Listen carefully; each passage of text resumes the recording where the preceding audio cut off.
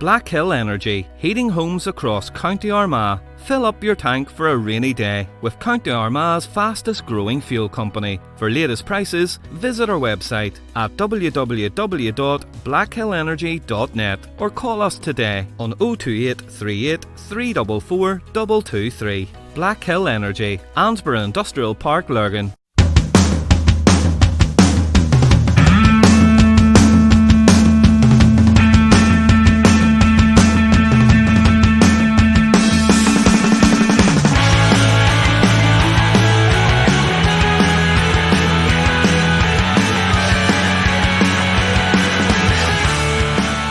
Welcome once again to Armagh GAA's sports podcast, The Eye on the Ball. It's been a busy weekend on the GAA scene as the senior club championships got underway. As usual, there are bound to be at least one surprise in any championship games, and the first casualties were Ballymacnab, who were beaten by Madden on Saturday night. This was a shock result for many. The NAB were hoping this would be their year, but Madden had other ideas. The other teams that made it through to the last 8 were Crossmaglen, as expected, Clan Éireann, Caleavey, Monaghan, Armagh Harps, despite an awful run up to the championship for them. Mahary beat Drummondtee and Pearsogue beat Gullyhanna on Sunday evening. I was at a couple of the games myself. On Friday night I travelled to Ballymacnab, where Mullaghmore beat Annachmore, and I spoke to Peter McDonnell after the game and got his reaction. On Saturday I went to Pearsogue Park for a thriller between Caleavey and Grange that went all the way to extra time. When Caleavey won out, I spoke to their manager Paul McCardle, who was delighted naturally. But before all that, I had the chance to speak to David O'Brien, who's the chairman of Corrinshigo Football Club. Corrinshigo might be a small club, but they have huge ideas. Over 15 years ago, they began a massive project with dreams of building a new pitch, a clubhouse and a whole community centre. Their dreams have come to fruition. They've built the pitch already. That was phase 1 of the project. Phase 2 is underway now and should be ready in April or May, where they're building a huge community centre, which David took me around to see.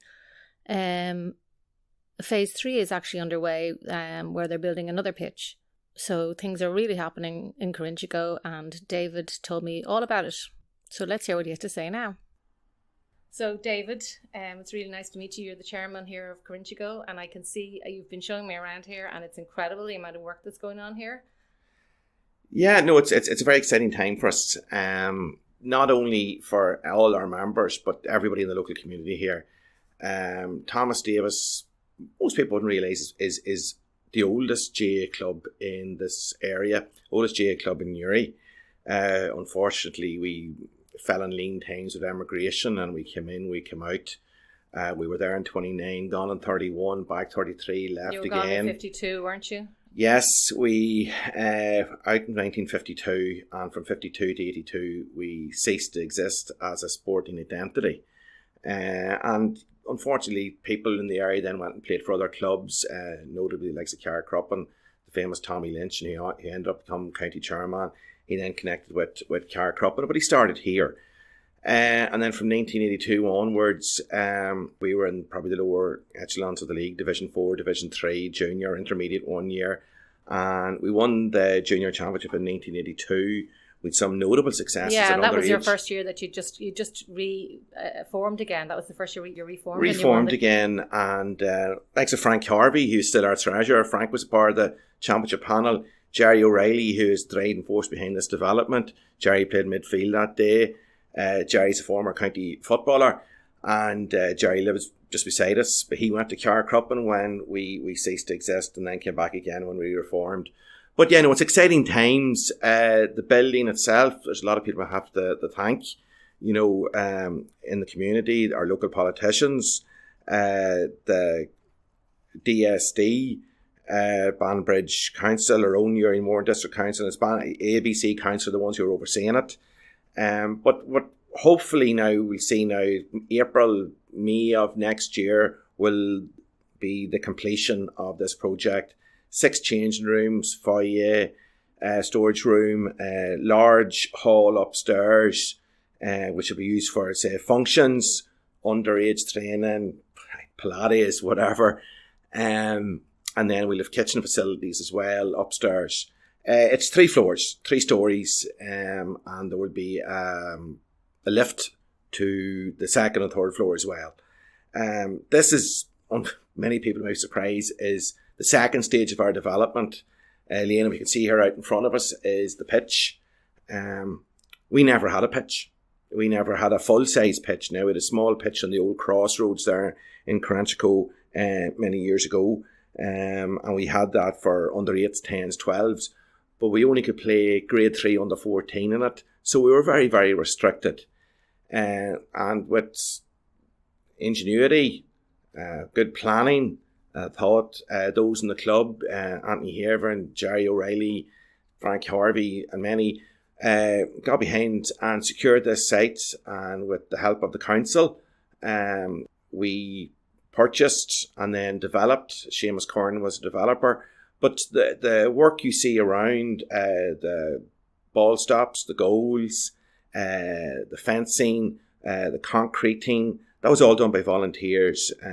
Every Saturday morning for the period of 18 months, every Saturday morning there was a small gang of merry men here every morning from about 7:30 to 12 o'clock. And we did it that time because, for those with families, the rest of Saturday was free. All voluntary, and our elder statesman in the club, Liam Mullen. Liam was our county board representative. Liam used to come down with tea and sandwiches. So everybody chipped in. Yeah, it's a real, definitely. I mean, for such a, you're a small community, a small club, but you've got huge ideas, obviously, and you're just a mile outside the city, but there's obviously a real sense of community here. Well, we are a small club. There's no doubt about it. We are a small club. But when we had no facilities, we fielded it under 6, 8, 10, 12, 14, 16, and occasionally even at minor when we had no facilities. We're small, but it's not a small community. It's a very, very large community. It's a big community here. Like, the term West Newry has been coined, and it's true. There's a population 19,500 here, which is in the Newry end of the county. It has been probably forgotten about by many. It is up to us to re-establish that, we are the only Armagh club in this end of the town. We're the only Armagh club in Newry. Traditionally, we've been up the mountain. That's what Corrinshego would have been. Then we moved to the crossroads, and now we're here. Thomas Davis Corrinshego, we're sort of marketing ourselves as Thomas Davis because we're trying to establish ourselves as a Newry club because we're in the confines of, you want to call it the town or the city. Our catchment area would have been the Chancellor's Road. And the Chancellor's Road is getting heavily built up. Then the estates of Altnavie, Castlekeil, Barcroft, the Glen Hill and the Dublin Road. So it's not that we're encroaching. We're probably, because we have the facilities now, we can hold on to players, we can attract more. But we are the only Armagh GAA club in this end of the town. We want to see the other GAA clubs, the likes of Bosco, Mitchell, Shamrocks, do well as well. But unfortunately, I believe that Newry, for the population it has, and it is a large populated area on the island of Ireland, it hasn't really fulfilled its potential in any sport, whether it's soccer, rugby, hockey, GAA. We have a large population here. The facilities are not here in any sport. And we are the facilities aren't here for soccer either. I mean, it's well known that the Newry area, the facilities are not here. And this is a massive project.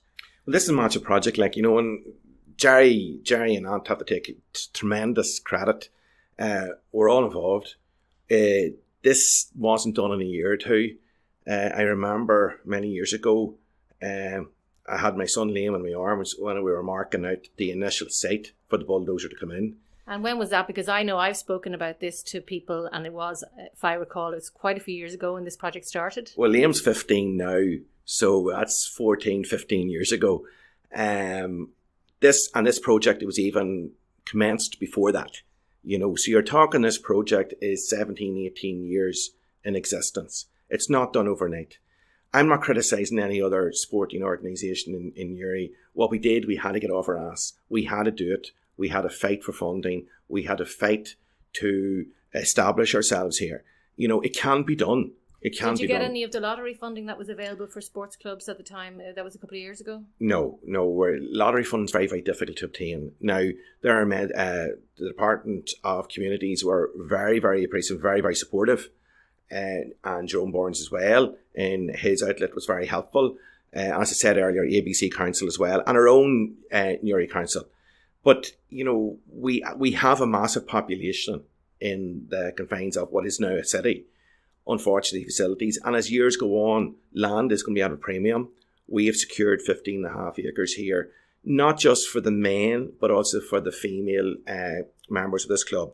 We have an under-16 girls team. The idea would be in 2021 to put out a senior ladies team in the Armagh Senior League. The reality is, going back to Newry, the female population are poorly catered for. There's very, very few female teams in the whole area of Newry, and we want to capitalise on that. And we want to, now we've always had fielded 8, 10s, 12s, 14s, 16s, but now is the time to push on and field a senior ladies team.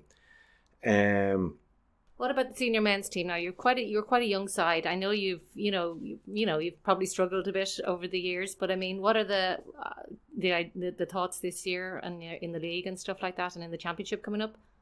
Yeah, it's funny. Like most clubs in German I would speak to, it would be that the same. COVID has helped us somewhat in that it has kept young lads at home who might want to travel. It's also rejuvenated some lads who want to come back and play football. We had a bad defeat last Friday night. We have a number of injuries, unfortunately. We have 2 cruciate ligaments, we have 1 broken finger, we have 2 concussions. And that's all happened in a very short space of time, because we only came back and played on the 17th of July. Our first game was Mullabrack. We won out there. We played Crossmaglen, lost on a miserable Friday evening, and unfortunately lost here last Friday night against Balleek. We have our first round of the championship match against Mullabrack next Friday night in Newtown. That's a 7:30. And if we get beyond it, then we have Newtown in the next round. There is a possibility to go far. Our objective. You did quite well in was it 2017? You did quite well to get to the final of the championship. We did. We had a fantastic year that year. We got to the final. We had a brilliant run. Ian McCourt was the manager that year. We had a good bond. The players were great. Jordan King got an all-star out of it in the semi-final itself. John Bradshaw, we call him Jarhead here because he's in the Irish Army. He had a brilliant game. He marked John Murt, the former Armagh footballer, out of it in the semi-final. But the boys played brilliantly. Crossmaglen seconds would have been overwhelming favourites. We got to the final. It's the old adage, if the game went on or 2 or 3 minutes against Ballyhagan. Yeah, it was a very close finish, wasn't it? It was a very close, and fair play, Ballyhagan were a very sporting team. They deserved it. If the game went on or 3 or 4 minutes, we would have won it. But it doesn't go. The game it's 30 minutes each way, and unfortunately, it didn't go on. We didn't win it on the day. But I believe we'll get the semi-final this year. Our target would be have as good a run in the championship as we can. And league this year is obviously to finish as high as we can. We're a very, very young team. We're also, unfortunately, like any other small club, we have players working in Belfast, Dublin, Kildare, various places. So for them to commute back for training and for matches, it is difficult. But we're the same as every other club. But there's a number of key individuals like Jordan King again. We have a new goalkeeper in Callum McYardle. Conor Brennan is coaching the team this year. Conor's very, very young. He's only 22. Conor works as a games promotions officer in County Meath. So he's full of ideas and full of experience. And then Archie Carl Clements is the manager this year. So look, we're a young, we're an ambitious side. At the same time, we're a very, very ambitious club. As you can see from the clubhouse there, Elaine, where we're going, 6 changing rooms, massive hall upstairs, which we use for catering, training, you name it, Pilates, whatever. But we're an ambitious club, even though that our clubhouse is stage 2, the community building stage 2, we've already commenced and started on stage 3, which is the second pitch. When do you hope for that to be finished? Or well, it's difficult when we've been playing around with ourselves. It's all voluntary, but there's two sides. Do we go for grass pitch or do we look for funding for the new 4G 5G pitch? Newry is crying out. It's crying out for facilities. There's no doubt about it. As we said, soccer, Gaelic, rugby, hockey, whatever. In the winter months, there's very, very little out there. St. Coleman's and the Abbey are fantastic in providing the facilities to everybody, whether you're in Down or Armagh or further afield. I'm involved with the Armagh minor hurlers and senior hurlers, and we train there as well. However, we believe there's a niche in the market. We do need extra training facilities, and long term, what we would have there would be a 5G pitch for not only for ourselves in the club, but also hiring out for other clubs and other disciplines. But at the meantime, we probably have a grass pitch, and go there. And then beyond that, then would be your bun skull, which there's been a feasibility study done on that already. So it's a very exciting time in this whole area here within the club. But a lot of time and a lot of effort has gone into it by a lot of individuals over the years. And you yourself now, you're talking about a lot of time and a lot of efforts. You said you're involved in Armagh as well. You're involved, so you're a busy man. Yeah, my wife doesn't see me. No, I'm involved in Craobh Rua as well. Craobh Rua is the local hurling club up the road there, Craobh Rua in Camla. I'll be on the committee there and register and help out with the underage. And then I'm the county hurling officer, and therefore that means I would tie in then with your, say, the county under 17s, 15s, county senior hurlers too, and then I've been Costa Bannister, the county management committee, NCC. But when you're involved in a club, you should offer your services to the county, because when you're in a club like this, I was secretary here for 14 years. I'm on the committee, maybe 20. So you gain an insight. It shouldn't be just that those in the very big clubs go on to the county board. Everybody has a skill set to offer, and especially in a junior club. Especially because GAA is a grassroots organisation, so it's a grassroots organisation. But at the likes of here, we see the problems here. We're in a massive populated area, but there's a problem in Newry. Why do we have the likes of ourselves and Mitchells, Bosco, Shamrocks? And I would say, would there be 100 18-year-olds playing Gaelic football in Newry? I wouldn't think so. Now having this, so this is a real incentive. When the clubhouse is here, you're obviously going to attract more people. It's going to be, a springboard to get more younger people involved and, build on things that way. Ideally, yeah. And it's to the benefit of everybody in the area. We need the GAA to be strong in the area. We need Gaelic football to be strong in this area. But it's a benefit to the whole of Newry, the whole Newry area, and especially this community here. When you drive from the 5 ways up the Craobh roundabout and you look at the whole area, there's a lot of houses, but there's very, very little sporting infrastructure apart from us. So, we're taking on what maybe others should have done in the past. And that's probably the reality, And in the future, there's going to be very, very few GAA clubs, no matter what county they're in, are going to do what we've done. Go build a club. Go build a field, gain land. Let's face it, what we're doing now, some clubs did over maybe took 50, 60, 70, maybe 100 years to do. So it's not easy, What do you think of the shape of, speaking about hurling, what do you think of the shape of Armagh hurling at the moment? We were very, very unfortunate now in the National League final, Division 3 against Donegal. I think the old adage of the game in all 5 minutes, we might have been successful, but I think it's actually in a positive state, and it's in a better state than we believe. The county under 17s under Micheál Murphy and Damien Kirk have done tremendous progress. And it's unfortunate COVID-19 hit when it did, because we were getting a number of challenge matches organised. And the Saturday before lockdown, we played a Belfast Select, and in the first 5 minutes we scored 2-6, 2-7. One lad, Ronan McAllister, actually from Cross McGlen, who plays for the Craobh Rua Club, scored 2 fantastic goals. So at underage level, the players are there. It's getting that pathway from the under 17s into the senior. And that is where we do need a very effective county under 20 stroke under 21 team. And that's where Croke Park has to come in and organise a competition which is meaningful.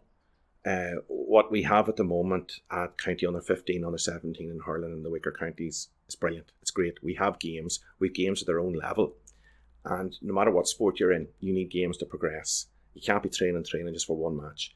But a good under 20 competition would really move the weaker counties, including Armagh, on. County senior level this year, there's a strong panel. And then those young lads, you would expect maybe to start filtering in the next year or two. We still have a problem with dual. Armagh is a football county, but we do have a number of very, very gifted and strong hurlers within this county. And then there's always the one or two who move in. At the moment, we have the hurling league going on at the moment, Division 1 and Division 2. And it's quite competitive. And Derry Noose is my dark horses this year. Derry Noose played Cahullans in the semi-final of the county championship. And one of them are going to get the county final. Katie and Middletown meet in the quarter-final, a very, very unusual quarter-final pairing. And then the winners of that play Sean Tracy's. In the junior hurling championship, it's wide open.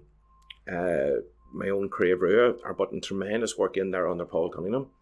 COVID-19, I don't know, but there's nobody travelling, so the panel is quite big and quite strong. It's great to see Ryan Lewis back. He's very, very gifted corner forward. And some of the younger lads too, like the two O'Hares, Oisin and Tiernan, are potential county players in the future. Very, very good. And Tiernan's accuracy from place balls is outstanding. And then what has been the real positive impact this year is the emergence of St Malachy's and Portadown. St Malachy's, who had folded or disappeared for a number of years, are back. And we played them. It was a very tough, competitive game. And it's great to see them in the junior level again.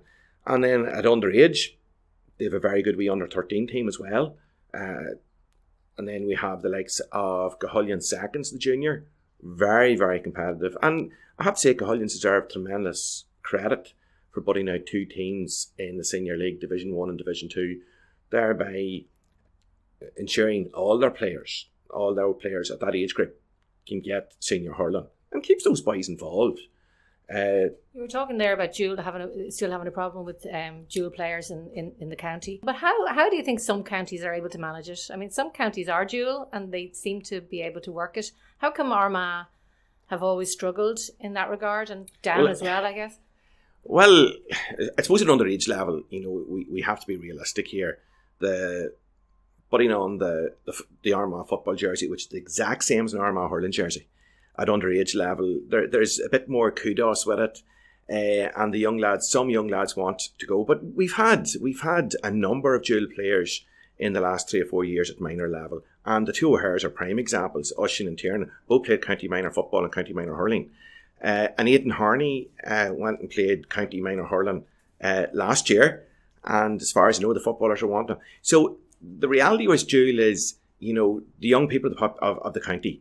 And we have more football clubs in the county. That's really where the duels from. It's not a problem. It's there. We are a footballing county. We are. But hurling has an inroad, and hurling has its rightful place too. Like the county hurling final this year would still have a good crowd. It'll still be a great occasion. It's unfortunate now because there's no Ulster Club Championship, but totally understandable with COVID-19 and that we are restricted in the number of games we have. But I support, whether it's county management level, Coshibonus Jor, or CCC, I get as much support as I want. I get full support in relation to the promotion of hurling. What about in terms of, press coverage and stuff like that? Hurling doesn't get as much coverage realistically. Do you think that's something that should be worked on or could be worked on? Do you think it should be promoted more? Well, yeah, I'd agree with that. But that goes in the very top, whether the Sunday game. There's some outstanding matches in the Nicky Rackard or the Joe McDonough, and they don't even get a second coverage in the Sunday game. Prime example was Armagh played Tyrone, Nicky Rackard semi-final the year before last. It's a brilliant game, very well refereed by Kevin Brady of Loud. There probably was only a couple of 100 people at the match, 500 people at the match, but there was goals there on that day were absolute clinkers. And Dublin, I know, Dublin always get a bad rap about everything, but you have to say that definitely when Dublin hurling sort of brought an awful lot of people into the game that probably never would have watched it before. Did that help things at all? Well, what Dublin did, Dublin planned about 15 years ago, and they had a school structure. And the school structure is vitally important. They had a North Dublin and a South Dublin, and they entered the Leinster Senior Schools competitions as a combined identity. We need to do that here. We have a lot of the children here, whether Cleavey or Craobh Rua, go to St Coleman's, and they play B. St Paul's, hopefully, I would like to see them play more competitive hurling. And then you have Katie. But it's not enough schools play at secondary level or second level. It's not enough schools play hurling to really progress. You need all the schools playing, but you need those schools playing at the highest possible level. But the structures are there now. We have an under 15. We have a representative from each of the clubs involved in the county under 15 development squad. We have the under 17s, which started back last October for a competition which really starts in March. And the results of the last few years have been very, very impressive. They went down to Westmeath, to Cusack Park and Mullingar, and went out and blitzed a very good Westmeath team. They played a Laois team in the semi-final of the Celtic Challenge 2 years ago. It was a draw, went to extra time, and were unfortunately lost by 4 points in injury time. A team which had then 3-4 players that moved on to the Laois senior team. So the players are here. Unfortunately at times is we need more competition, you need more games. And that comes down to teams. And that is why it's great now that we have the likes of Carrick Cross, Castleblaney coming into the underage setup in Armagh. And then at senior level, we have a Division 1, Division 2. But we had the likes of Warren Point. Unfortunately, they couldn't now because of COVID. But we have the likes of Naveman and Dock coming into the Armagh Senior Hurling League. It's more competition, more games. With more games, you'll develop. Yeah. And back to here now. So things are moving along at a rapid pace now. I mean, things are starting to really get going. But you had a bit of trouble there recently with dumping, I believe. Yeah, well, as you can see up along the lane there's a road going to the old Altnavy Orange Hall there, and with some unscrupulous characters will come up at night, reverse up, and then dump their illicit or their rubbish or whatever along the side there of the bank. That train going by in our lane, the train goes by here all the time. Do you see, even though we are on the edge of the city, we are quite exposed. There's nobody around here at night, so you will get on some unscrupulous characters will dump. We had a lot of wood there dumped recently as well. It's a very large site. This is 15.5 acres. Do you have cameras or anything up here now, or have you installed any? That plan is in process. So, and look, we have one or two individuals who come around, walk late at night to keep an eye on. So, look, we're very lucky too. We've had no vandalism. And that has to be. I'd like to thank the community as well. So that is something that's been very, very positive. It's just this now is a new adage that some scrupulous characters seem to want to dump. Yeah, you're always going to get the odd bad apple, aren't you? Yeah. But looking at the positive, we have come from a place where we had no changing room. With a small, very vibrant clubhouse. Our treasurer, Frank Harvey, was the constant barman. But we didn't have the facility to grow. We didn't have the capability to grow. But here now, we have a full-size field. We will have, as of next April, a clubhouse and a home. So now we can start to grow and develop. And that's what it's all about. You can't stand still. We were for many years bottom of Division 4, year on. But this is a very, very large area. I believe we don't know what the future holds, but I think it's very, very positive. As I say, the future's maroon and white. If anybody wants to come and, play underage football, or girls football, or senior football, contact any committee member or myself. Everybody's welcome. Doesn't matter if you're a Down man or an Armagh man or a Down woman or an Armagh woman. We want to progress. And for those who don't want to play and they want to sing or they want to get involved in score, we were quite active for a number of years here in score. Unfortunately, when you're getting involved in development like this, things slip. But we were very heavily involved in the training. This is a whole club. You really are out to make this club, in all areas. This is all about the community. There's a massive population in this community, so there are people out there who were with us and left. They may have retired, or just get fed up with sports. But we want everybody to come back, and everybody has a part to play, whether, as he's saying there, was cutting the field, or being gate man, or being involved in score, or involved in underage, or ladies football, or community. Like, the plan here is to have a creche in the club. So that would cement us involved with the community as well. Wow, that's even more. really big, having a creche and everything. Yeah. So that is the plan. Like, the building, some call it a clubhouse, we call it a community hub. Like, it's a community building. The finance came from the Department of Communities. So it is going to be a community building. So this field, this club, this building is for the community, and that's what the GAA is about. You asked me, where do you want to see ourselves this year? There's no point us winning the county junior title if there's nobody around to celebrate with. We want this part of Newry to grow with us. And Newry is evolving. Newry's changing. If you'd have come here 10 years ago, you were in the countryside. Come here in 5 years' time, we're in the middle of the city. The field directly opposite this development has planning permission for 450 houses. The next field is houses. The field down the road is more planning permission for houses. So we are now will be surrounded by development in the next 5 years. And 5 years will go very, very quickly. Yeah, it certainly will. Okay, well, David, thanks very much, and I wish you all the very best. Thank you, and any of your listeners want to come up and watch us play or get involved, they're more than welcome. As I mentioned earlier, I went to see the match between Mullabone and Annickmore in Ballymacnab on Friday night, and this was a fantastic game, which had 4 goals in all.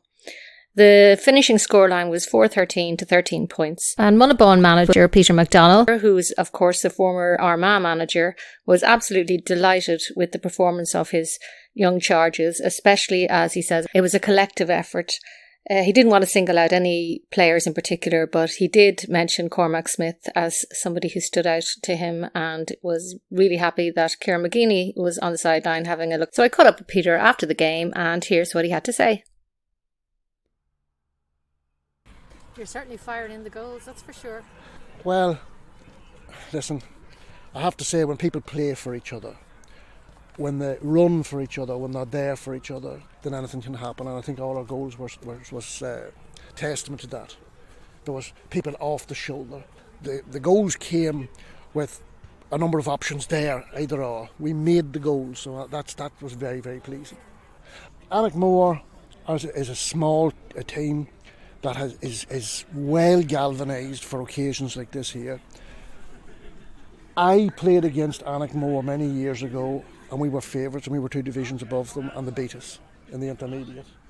And I've been harping on all week about the threat that Annickmore posed.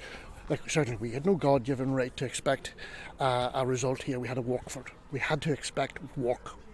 And I think we got work, and from work came a result. But Annickmore, certainly, we have the utmost respect for them. They have a small pick, and they've been in the senior leagues now and championship this last number of years. So it's a big ask for us. It mightn't be a big ask for some other clubs, but I'm delighted that we got through that championship match. We are improving, but you see, with the shutdown and everything else, we didn't get challenge matches. And I'm in a very awkward position in that there is slight variance between what the GAA is asking, the protocols that are established there, and the protocols that has been put in place for me as principal of a primary school.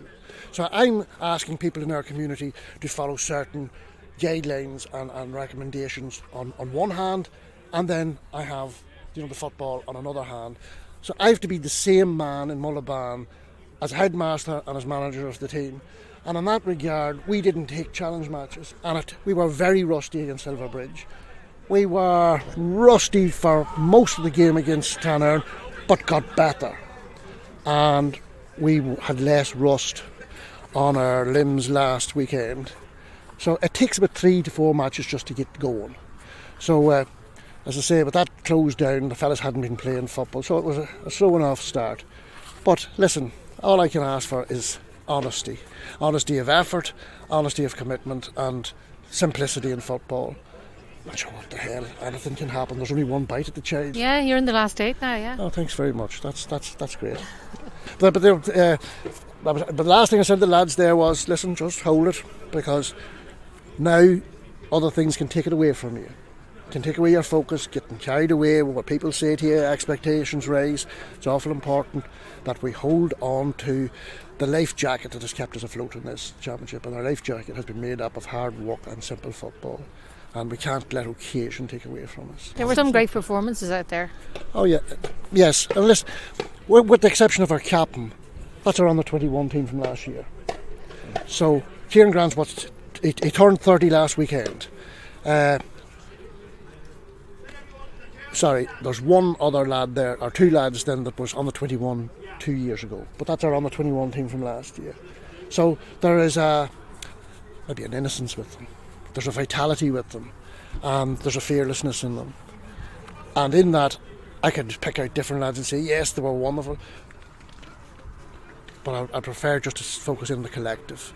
I think they were wonderful together. They complemented each other tonight. If everybody does their wee bit, every man has a different thing to bring.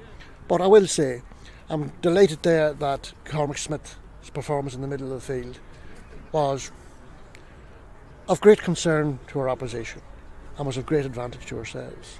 And I'm sure of great spectacle to Kieran McGeeney, who watched it. He's my under 20 midfielder from the Derry match 2 years ago, and Derry couldn't contain him. So I've high hopes for the lad. He's at St Mary's now at the minute, and he's a wee bit raw, but he's only just turned 20. Shake hands. Thank you very much. Thanks. Sorry, It's here and here, did you say? Or was he hiding?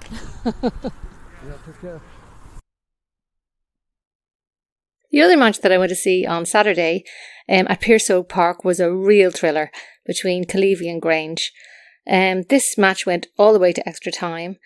Cleavey scored a penalty early on and they kept their noses in front, but Grange kept plugging away, and they just trailed by a point, 1-4 to 06 at half time. But the drama had just started. Cleavey had a man sent off just before the break, and things went from bad to worse for the South Armagh side when another player was dismissed 12 minutes into the second half after he picked up a black card following on from a yellow. Even though there were 2 men down, Cleavey seemed to galvanise after that, and it took a huge monster point from county man Ethan Rafferty late on to take the game into extra time. Extra time, of course, was a different story. Cleavey got 3 scores in a row in the first period and 3 points in a row in the first period, and that set them on their way. And then a goal later on finalised it, and they won out. Here's manager Paul McCardle's take on the game. Well, that was some game. It was tough. I took the whole team, whole squad, our full bench, and it took the bench to get us over the line. Yeah, I mean, you would have been the favourites coming into this game, I mean, by most accounts anyway. They gave you some game, didn't they? Absolutely, we knew what they were going to bring to the table. We've seen them playing a couple of times. There's some quality there's quality all over the field. We knew it was going to be a dogfight down here, but thank God we pushed out and got the win anyway. And you were 2 men down, so that was, I suppose, even more pleasing until obviously extra time when you got your men back again. But to be able to fight like that with I have no doubt in the fighting spirit that we have in the squad. 2 men down or not, it happened to us before. We know these boys will fight to the death to get it over the line. To whatever we have to do, we'll do it. And you're into the last 8 now, so last 8, yeah. It's a strange situation, having the straight knockout. How are you finding that? I love it, to be honest, because that's what I played all my life, was knockout football. But everybody's in the same boat, and I would say it was a great game today. Clean all the way through, hard fought, and I think we deserved to win in the end. How did you feel about the penalty at the start? I mean, it was a foot block, wasn't it? It was a foot block, yeah. I mean, from where I was standing, it was a penalty. Yeah. And thank God our man put it away. Yeah. So. But I just wanted to ask you about the situation with the club with COVID, and you having been shut down a few weeks ago. Yeah. How did everything? You were back up and running pretty quickly. Yeah, there was. It was only a week, really, wasn't it? It was a bit of a disturbance. Obviously, it put us off our momentum, but I think the club handled it fierce well. We got over 150 people tested. And Yeah, was everybody tested? Was absolutely. Over 150 were tested and they all came back negative. Yeah, so there was only 4 players, was there? No, there was only 3 playing members, and there was another 1 or 2 who wouldn't be playing members. I think the club handled it brilliantly, to be honest. Because it's quite a worry at the moment. You see a few counties in the south now are shutting down and there's no GAA at all being played, like in Kildare and places like that. Well, do you think you've had your spell now and your... I certainly hope so. As long as we keep it away from here, we're going to keep on motoring. Yeah, so, and you're looking forward to going as far as you can now in the championship? Well, that was as tough a game as we've played probably in a couple of years, and it's a short turnaround. We're out again next week, so it's going to be tough. We have a couple of injuries there and stuff, but we'll get back at it. We'll get working at it. Did you get some injuries today there? Yeah, Kieran O'Hanlon pulled his hamstring. I didn't know it was a dead leg, or if he's... Shea McGill, the goalkeeper, has rib injury and stuff, but we'll get that sorted out early during the week, hopefully. Yeah. Well, congratulations again. It was a great game to watch. Thanks a million. All right. Thank you. For that, Paul. All the best. Thank you. Bye. I hope you enjoyed this episode of The Eye on the Ball. If so, subscribe to the podcast. And don't forget to get all your news from Armagh Eye. And I hope you join me next week.